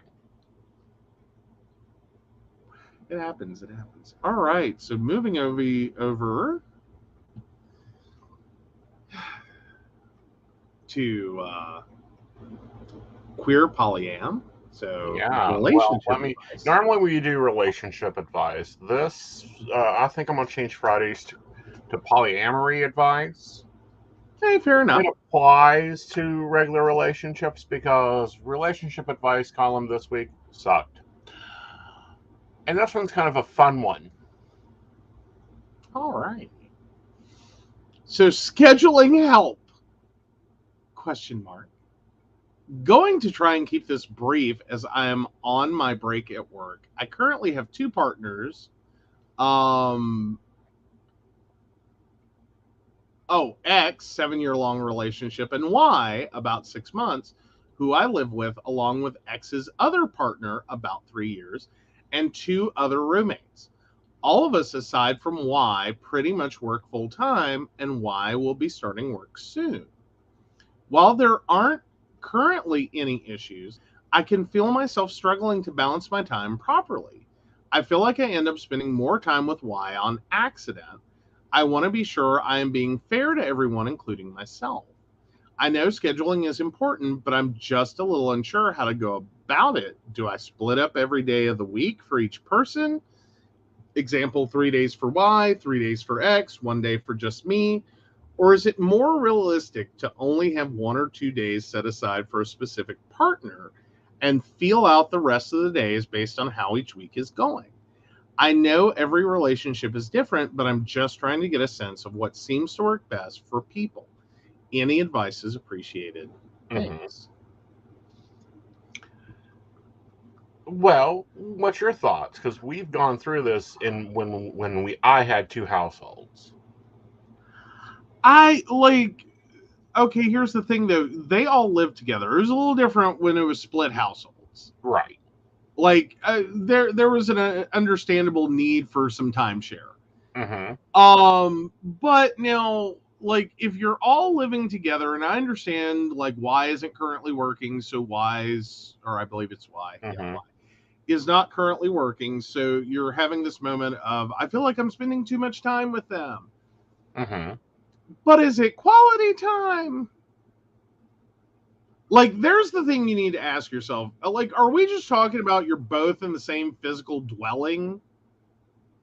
And, you're just, chit-chat and, going through the motions of life and, that kind of thing? Or are we talking about y'all are out doing stuff? If you're out doing stuff, yeah, you need to reel that in just a little bit. And think it through. But if you're just talking about lounging around the house because it's Saturday, then no, you're lounging around the house because it's Saturday, and that's just going to happen. There's an ebb and flow there. Right. You're just getting the advantage of right now they're not working in preparation of starting work. Right. Count it like a vacation. An extended vacation is where I see that. It's not really that big a deal. Make sure everyone understands that this is more to do with, they're here. Right. Not, I'm choosing to spend time with them over you. Right. And not only that, but what I find is important is the balance. Now, we now live in one house. I interact with both of them, sometimes by the minute. When I say by the minute, I'm yelling at one and I turn and I yell at the other. Hey. What? They yell at me. I'm trying to figure out where their divisional plan is, other than making sure, example, me and Joe have mornings. My morning and his morning are normally our mornings. I see the invisible assistant normally when he gets home from work at dinner, but we all family have dinner together. And then me and the invisible assistant will debate or talk issues late at night. Why? Because Joe's already in bed. This is balancing out time and using it as a hinge equally. Now, last Wednesday, both the Meadows went out and had a whole day to themselves. Yes. Well, that was a doctor's appointment with some other activities, but yeah, no, but you were so miserable because you had no one to yell at. Oh, I had people to yell at. That's not the problem. I know. But I had to go there. But no, you were so, that's the thing though, is every time that happens, you are so miserable. Yeah. I think the next time you guys have a day out, I'm calling one of my comments. There you go. Just because because this has happened a couple of times in different ways, where especially now that there's the out of house employment part, is because before it would be I'm on the road for computer repair or taking family to doctor's appointments or taking your mom to a doctor's appointment. Still family, but you get what I mean. I'm on the road that day, right? But both of you were here, right? But now with the employment situation, there's multitudinal situations where you're home alone. Yeah, and you hate it every time. Well, it's not that I hate it. It's that that this house is designed to run with 3 continuous people. And when one of us is left home alone to handle the children, clean the house, run the two businesses, and it never fails. Whenever there is a meta day out, there is a major problem in businesses.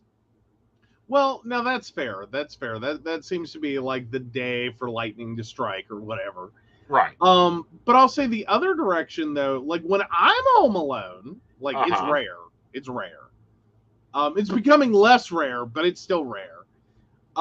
Yeah, we left him unsupervised. I don't know what the fuck we were thinking. We Mhm. left out food and snacks, and like the emergency numbers were taped on the wall. And don't tell him, but we had a neighbor check on him just in case. Like, we were getting hourly reports that he had not burned down the house. True. Or repainted it, or fixed it, or changed it, except for major cleaning. No, it's not that bad. It's seriously not that bad. I'm just being horrible like that wife in like the other story earlier this week. Uh-huh. But no, like it's not anywhere near that bad. But yes, we left him unsupervised. And nothing burned. No property claims were filed. No property damage was incurred. Like You it didn't was acquire great. any new property? No, or pets. No new pets. Like it was great. Like, but Mhm. no. But no, like I find I'm actually good. Mhm. Like if both of you are out, Right. like I like don't like I get so much done. Uh-huh. Like it's like the pets calm down. Like I'm not throwing off on anyone here. I'm really not. But like I like every time it happens for me, it's like the pets get totally chill with the fact of like, okay, that you left us with him. Like obviously I can't die today, so I'll just go like not do anything stupid. Um but no, and then like I just sit here for like 8 hours and just like boom, boom, boom, next item, next item, next item. And it's great. It's peaceful, it's quiet. No TVs are on, Uh-huh. which is a flippin' miracle. I'm sure the power company has to reduce like power production. Because some of the TVs in the house finally turned off for the first time in forever. I'm not kidding. Some of these We're not TVs kidding. just live on. That explains why They just Gizmo live chewed up more things while you out on Thursdays. Because normally you get alone time Thursday. Really? Yeah, every Thursday you get alone time. How does that work? He I would have thought it was supposed to be Mondays, though.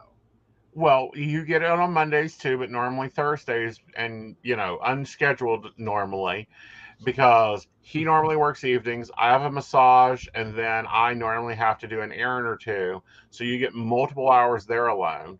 And then Mondays you get multiple time alone. So you're Well, getting now about 6 to 8 hours a week alone. And it's like perfectly fine. The invisible assistant, we can leave for months alone. He wouldn't notice. As long as someone's there to take well, him to work. there's some things that would make him notice. Like, Yeah, there's a shortage of soda in the cabinet. There's gonna be a notice. right. Yeah. So Brenda says they need to speak to X and Y and see what their expectations and wants are instead of trying to decide themselves like your group taught. Yeah, I think that's a big part of it. Like, I think trying to evenly divide time doesn't really consider what people need. Right. Like I joke all the time. I am a plastic house plant. Dust me twice a year, I'm fine. Uh-huh. Oh yeah, Shannon's like, hey, gotta keep us gremlins in our soda. Okay. True. True. But yeah, no, like I'm a plastic house plant. Uh-huh. Like I need almost nothing. Like seriously, I could be left on my own, like not in the middle of nowhere. Like I do have certain needs. Like I need like phone, running water, internet, electricity. But other than that, I'm good. Uh-huh. Like I'm fine. I could be left on my own for extended periods. very extended, like years even. Ask your oldest son about that. Do what now? Ask your oldest son about that. The oldest son about that? What? Remember when you got to babysit the children for a weekend? The dog is not still mad about the goddamn celery. Get over it. Yes, he is. He is not. I figured it out. I put some peanut butter on it. He was thrilled. Right. Like, it was fine. It was fine. Right.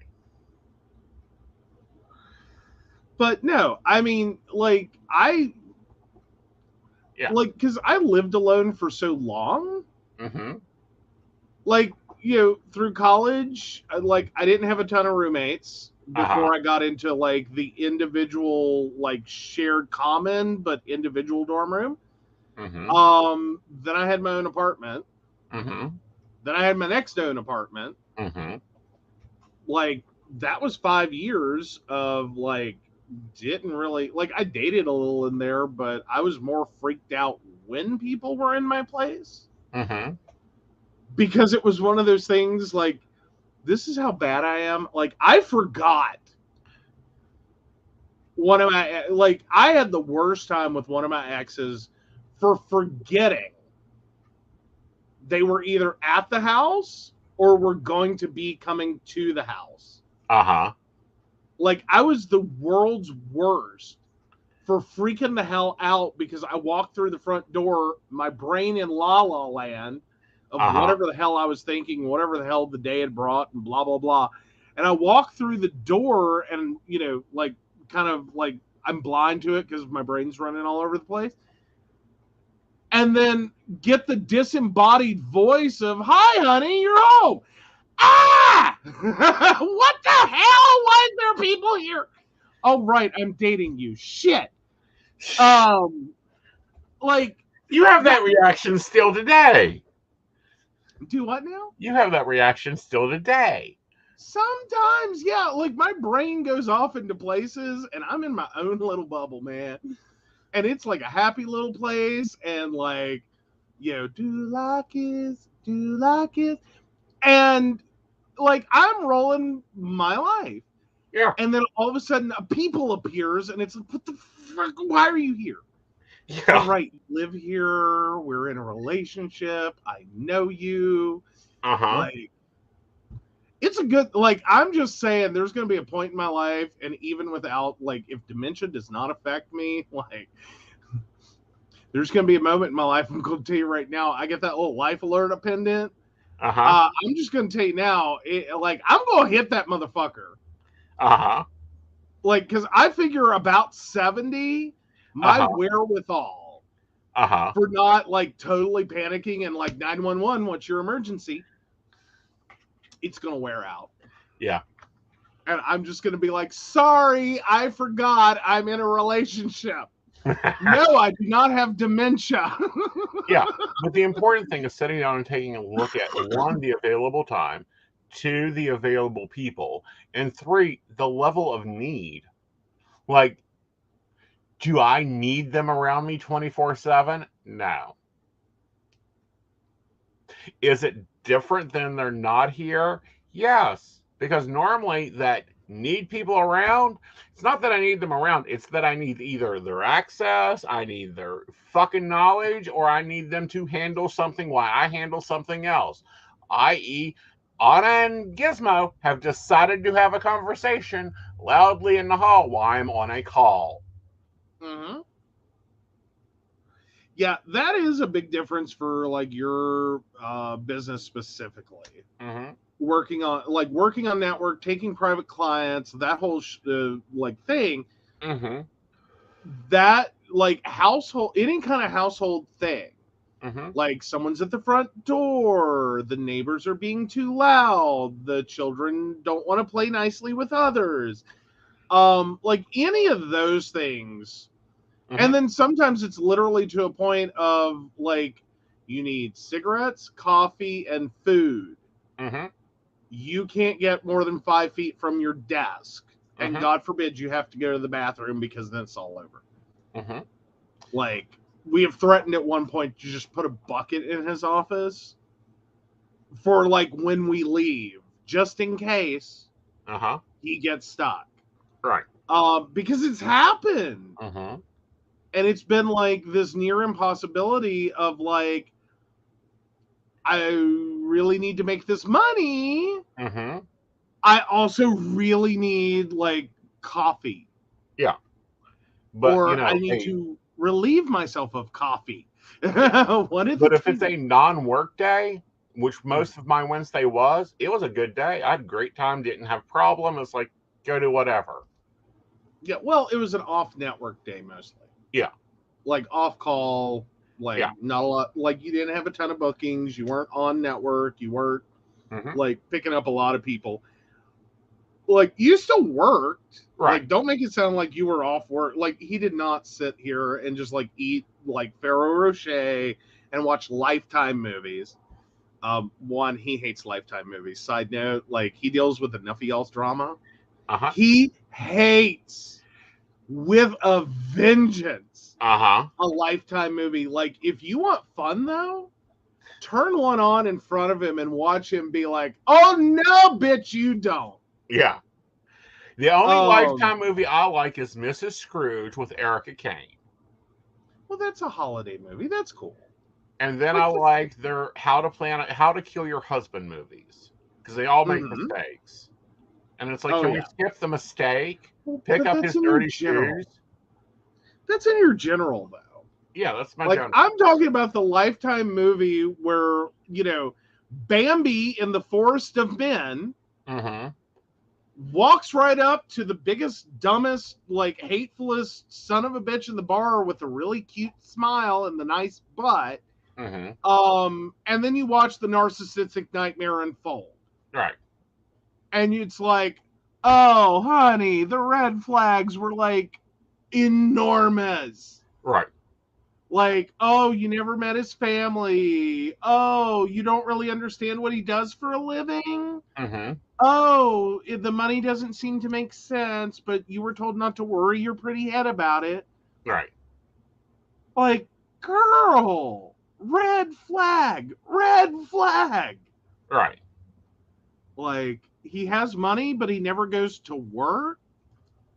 Weird.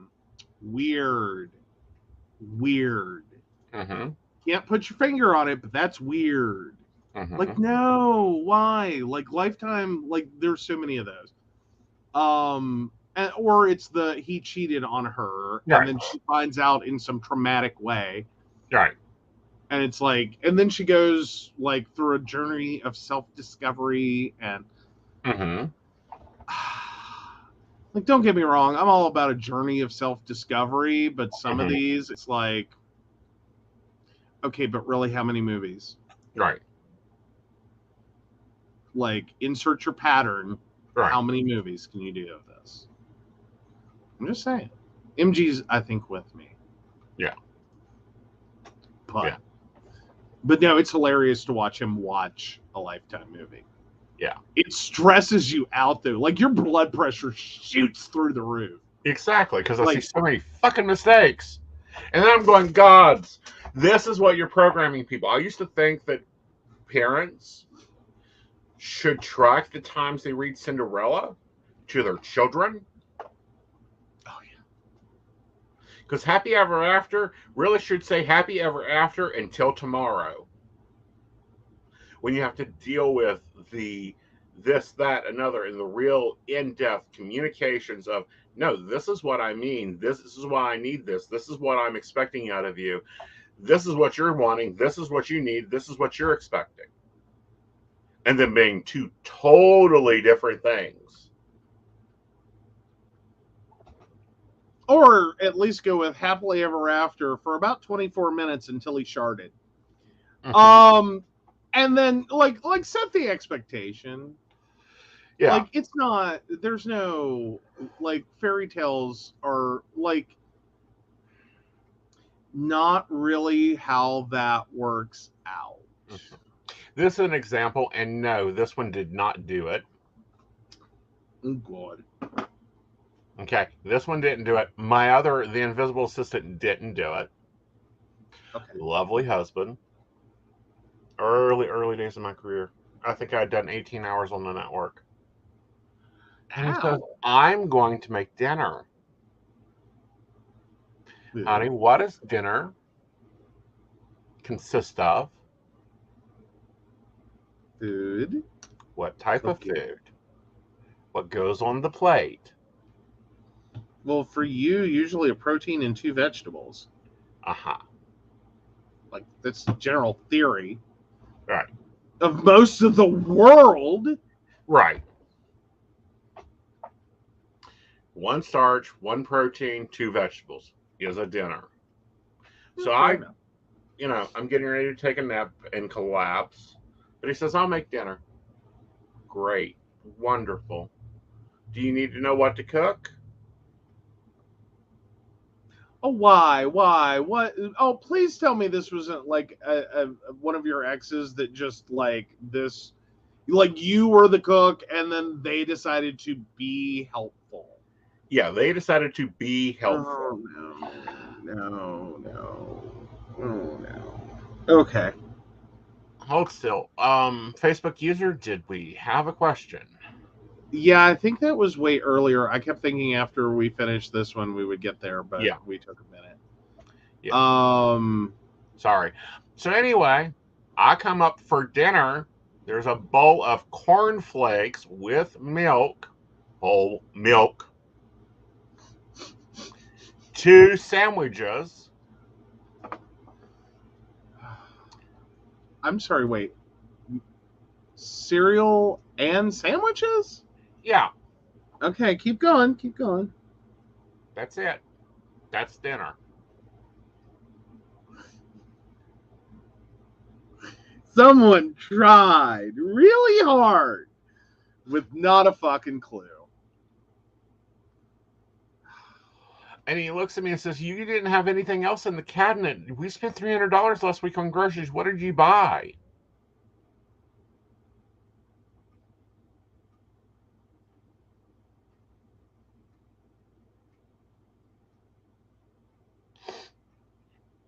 So I'll walk over to the cabinet and I open the cabinets and I show him all flour, sugar, rice, oats, cornmeal, beans, lentils, dried beans, canned goods. Open up the deep freeze filled with meat and steak and chicken and pork and hamburgers and all this stuff. Granted, this is in the early 2000s when food was reasonable. And he goes, yeah, there's nothing in there. I can't cook any of that.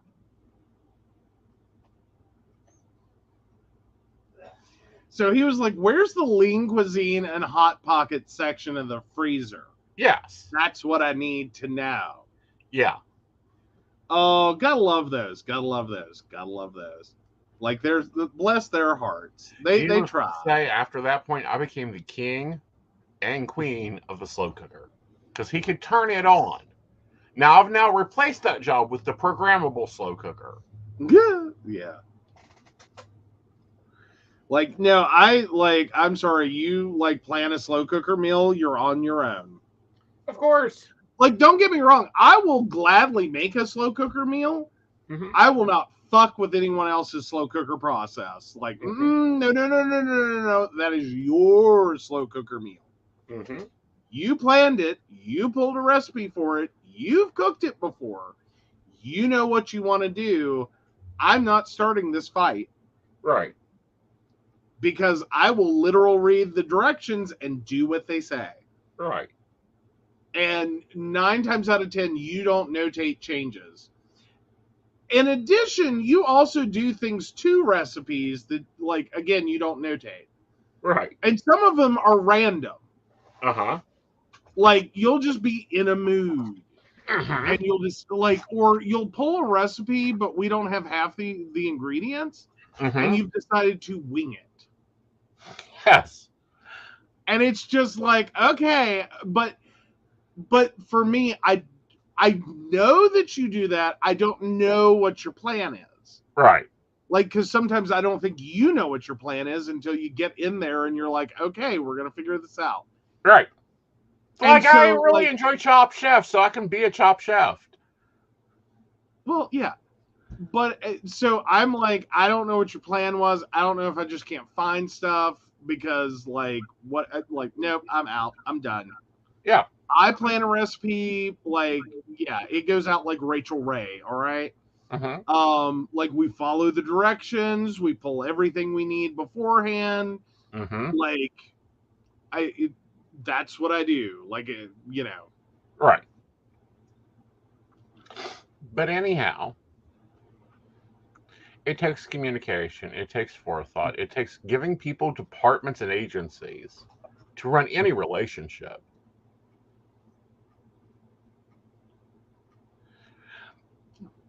And it takes communication and real clear communication, because saying things like, I'm going to make dinner, and understanding what that means for that person versus what it means for the other person can be a major eventing issue. Oh yeah. Oh yeah. Like yeah. Yeah. Well, and I will say, like, okay, we'll go here. And I'm not. It's not about embarrassing anyone, but like, when the invisible assistant is tasked with making dinner, I will give him great credit. If it has instructions, he's good. Mm-hmm. He will follow the instructions. He's nervous the whole time, but he'll follow the instructions. It turns out fine. Mm-hmm. He's actually a very good cook. Well, yeah, but he like not a solo flyer. No. Like there is no version that's ever going to walk in there and be like, I have the following, I'm going to try a thing. Right. Like never going to happen. Mm-hmm. Or like there's an immediate fault if there's Mm-hmm. like, okay, the recipe called for this and we don't have that. Right. Like error, danger, Right. stopping here. Yeah. You know, abort, retry, fail. So you know, like there's that, but no, he does great, but like there's an expectation there of like it's gonna have directions. Mm-hmm. They're gonna be followed to the T. So if anything's missing, Mm-hmm. like this could have issues. Right. Like as in if there's a missing instruction, if there is a wrong ingredient, like you know, quantity, like you know, it was followed to the T. It was followed to the T. Mm-hmm. There's like, and that's a thing that like that one's a hard one to teach though. I got to point that out. Mm-hmm. Of like, some people just have that. Right. Like they can look at a recipe and be like, that ain't gonna work. Right. And it's a thing you develop after you fuck up a few recipes and you go, that's an inappropriate quantity of that. Right. But yeah, so yeah, like, but it means different things. Like I go in the kitchen, I say I'm gonna cook. It could turn into anything. Right. I go in the kitchen and say dinner's going to be ready in 30 minutes. It'll be ready in 30 minutes. He'll be scared if he walks into my kitchen, in multiple reasons. But it's normally really more importantly, I'm usually already scared when you say dinner. Like if you walk into the kitchen to fix a meal, like I'm gonna fix you right here. If you walk into a kitchen and say dinner will be ready in 30, I immediately like allow for 15 minutes. Or the potential that there are going to be a lot of loud noises and like expletives. Because like the 30-minute meal is not your specialty. The 30-minute one pot meal. No. Not your specialty. You like it does not make you happy unless it goes in a crock pot. Does not work for you. It is usually like, where the fuck is this? Who moved? Like I'm about ready to take a labeler to my kitchen. Yeah. And that may be a project after I get other projects to care of. Which I did get my pot rack up finally. I am very happy with that. The pot rack's great. I wasn't sure I was gonna love this idea when I heard it, and I was like, okay, I'll let it play out. Like we'll see how this goes. Mm-hmm. No, I'm liking it. I like the big giant like bar across the sink where with all the S hooks. Like it's great. Yeah. But you know, you got to communicate. You got to find your strengths in any relationship. Work off your strengths. I am awesome at being the CEO. I am awesome at being the domestic engineer. Joe, however, is lovely at being the social planner. Yeah, but we don't social much anymore. Well, that's because of the domestic engineering. Really takes up a lot of time. Yeah, a little bit. You know, as in fitting in work schedules and play schedules and, you know, show schedules and studio schedules and meetings and all that fun stuff. Yes. Yeah. Although we did have a great idea while we were at the store today. Can we just share that? Because it's Yes. filed under the same category for me. Uh-huh. Picture it, guys. 2, not 1, but 2 Keurigs in this household. Yeah. 1 on each desk. Uh-huh. I'm loving it. I'm mentally loving it. I'm loving the idea Uh-huh. of having Keurig failover. Right. So like, because right now we are on a single Keurig, and I have questions about the security of this. Like felonies could occur because of one Keurig in this house. Right. Like it dies, and so do others. Someone almost died this morning after I was like, motherfucker. By the way, apparently a paperclip does amazing things to your Keurig. Mm-hmm. It does. It does. Yeah. I handled that this morning, but no, Walmart's almost got a stalking beast, pissed off, under medicated, over stressed Aeson in it this morning, going, "Where the fuck's your Keurigs that you can't wake up at 4:00?" You know. But yeah, no, like you were having a moment with like the Keurig situation because it started doing that thing. Yeah. Y'all all know that thing. If you own a Keurig, is it starts doing like the little old man dribble. Uh-huh. And the like tea kettle whistle. Mm-hmm. Like if you own a Keurig, you know those two sounds, and you know you got to clean the motherfucker or replace the motherfucker. One of the two. You don't know. You never know till you go through the whole trouble of cleaning it, whether it just had a prostate problem or if it died. Well, earlier today, it almost died because it was perking maybe a shot glass. And I'm like, that's cute for my espresso, but that's not the large I ordered. Oh, yeah. So, well, but it wasn't going to die of natural causes at that point. It was going to be Hulk smashed into the floor. I said large! Ah! Like, there may have been a Hulk smash or two to get it working, but it's working. God. Oh, see, this is why I'm afraid to sleep in our house. You abuse the appliances. Oh, I do more to the appliances than abuse them. I threaten them. I promise them to be replaced with cheaper Chinese models. Like, is this what you do while I'm asleep? You go through the house and you threaten our appliances? Yes. God, no wonder we spend so much on appliances. Like, Jesus, don't threaten the appliances. I'm still trying to see what it's actually going to cost me to import a refrigerator. Oh, good Lord. Because I will import that Japanese refrigerator I saw. The Japanese refrigerator? Yes. What all does it do? It has a lovely cube system. And you can select from the outside panel which cube you want it to open. Okay. A little weird, but okay. Like, what is it, like, sort of like vending machine function? Just like A1 gets you the milk. Veggie cube or whatever? Yeah. Like frozen? Okay, you're going to have to show me this fridge. Cause, I will. Like, imagine the can system in the kitchen if it all had panels. Okay. Oh, so Brenda's like a vending machine in a fridge had a baby. Yes. Okay. Yeah. All right. Fair, sort of fair enough. Yeah, that way you aren't wasting all the coolant on the outside house as you stand there for 30 minutes looking in the refrigerator for the milk, which is on the second shelf to the right.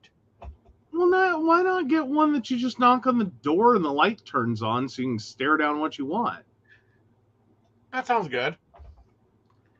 Like, you're overcomplicating this. Like, my sister and I spent 30 minutes at Lowe's one day knocking on the door because it was cool as shit. Like, not really like the ungodly price tag attached to it, because, like, let me tell you, that knock response light thing. Whoo, if I remember, that was like Samsung, Sony, or LG one had that fridge out, and it was expensive. Like, it was crazy expensive. Right. But now Brenda points out the antique one she showed me. Mhm. That was from the 1950s, and it had like the door-mounted veggie crisper that was removable, and like all the shelves were on sliders. So you could just pull the shelf out and grab stuff on the back or set stuff on the back and just slide it back in. Yeah. And it was like organized to hell. Ooh, you need to share that one. Yeah. Well, from the 50s, though, like, And she's like, I want that one. I replied with, yeah. And like in the current market, that would be like made by Samsung, costs $6,000, dies in 3 months. no, actually, you might be able to find it and it still be working and just be used. Well, true. Oh, yeah, and the ice trays auto empty. Though that may be more of a problem trying to explain to people how those ice trays work. Yeah. Because, like, that was from an era with the, like, the lift. Mm-hmm. Like, yeah. Some people may have problems with that one. The little fin ice trays where you just, like, filled the tray with water and set the little fin thing in. Or you just filled the ice trays with water because the fin thing didn't come out. Well, yeah, some of them didn't. Yeah. Sorry, my grandmother had some of her original or like old school ice cube trays. I hate those things. Like, I never could get the knack of that. Like, it was one of those things, like, I always fucked it up. Like, no. Like, it was a thing that one needed to be taught. Right. But again, there's a YouTube video called The Kitchen of the Future. Where the hell is it? Yeah, we didn't get that. Yeah. There's a lot of the, like, home of the future, home of tomorrow. Like, GE did a couple of them that really aren't that off. Right. Like, GE actually did pretty much call from, like, I think it was the mid-50s. What, like, I forget what year exactly. It was somewhere, I think, north of 2000 would look like. And, like, the technology was different. Like, the way they thought about it was a little different, but it's like, no, you pretty much called it. Right. Like, yeah, that's basically, like, we got a home media center. Right. Like, they had it with, like, projection screens and all this, which, I mean, for some people that applies, but it was, like, way different technology. And, like, they hadn't envisioned a full functional, like, really gotten the whole internet concept. Right. And then the computer phone center thing, like, that was a little wonky, but still not that far off. We are sitting there using our, digital device to look up recipes and to manage the home budget and to call people. Right. So, like, GE got it. Right. It just not quite. Right. But it was a nice home, and I think that one was the closest one to nailing what today would look like. Right. A bunch of the other ones, it's like, what the fuck? Where's my flying car? Right. Oh, yeah, we decided that maybe if idiots can't drive, we probably ought not let them aviate. Right. Like, maybe getting a pilot instructor's license at 16 is a little too much for most people. But, yeah. I think that's fair. Yeah. All right. All right, guys, we will see you next week. There will be a psychic that plans for our Patreons probably on Saturday, and one for YouTube and Facebook on Sunday, because, of course, we're setting up August. And, of course, you know, we always spill a little tea, drink a little coffee, and get the day done. All right, guys, you have a great evening. We will see you later. Bye, y'all. Oh. Sorry, I'm trying to catch it real fast. So thank you, Beverly Walker, Mika G, Kathy, Mary Winfield, Brenda Bryant, Ashley Guest, Shannon C, Shannon D, the ever-wonderful Lady Gwendolyn, Charles Shaw, Dottie the Psychic, Tracy Van, and the Laughing Tree Grove. We really appreciate your sponsorship, and if you'd like to learn more about the show or how you too can become one of our lovely Patreon sponsors and receive all the wonderful benefits our baristas receive, please visit us at pcspnetwork.com. We'll see you later. Bye, y'all. Bye.